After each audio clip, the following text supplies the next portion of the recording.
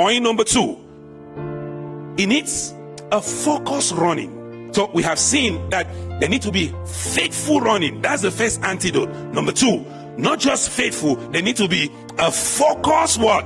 Running. When we are running the race, it demands that we be focused. Notice what the Bible says in verse 2. Looking. It's talking about the race.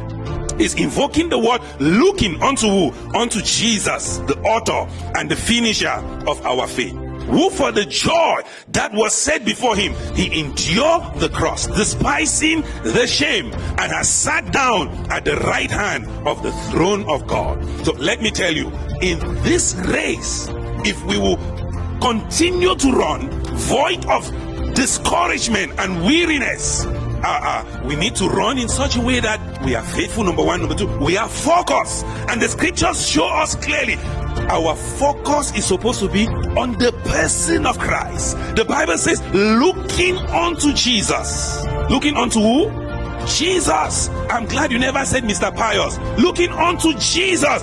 If you are running the race and your eyes are on Mr. Pius, you'll be discouraged.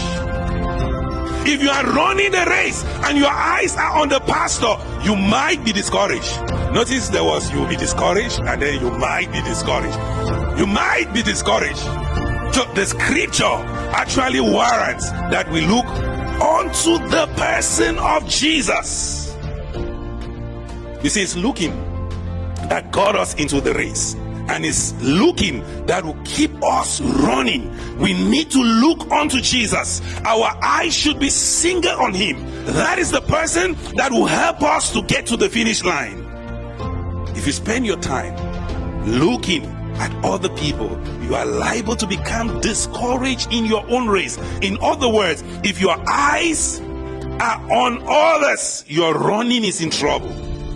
We must look unto Jesus. Jesus is the judge of the race. Jesus is the author and the finisher of the race of life. He is the one that will reward us. He's the one that disqualifies runners. As we run this race, we are looking unto the person of Jesus. Number 1. Number 2, our focus is on the performance of Jesus. The Bible says looking unto Jesus, the author and finisher of our faith. That's the person of Jesus. Then the Bible says, who for the joy that was set before him, he endured the cross, despising the shame. It is talking about his own performance. When he was here on earth, he was also on a race. That race was loaded with a lot of obstacles, but the Bible says what? He endured. So we are looking onto his performance. We are seeing how he ran his own race, how he overcame trials and temptation and tribulations and hardship and difficulty, and he is a perfect example unto us.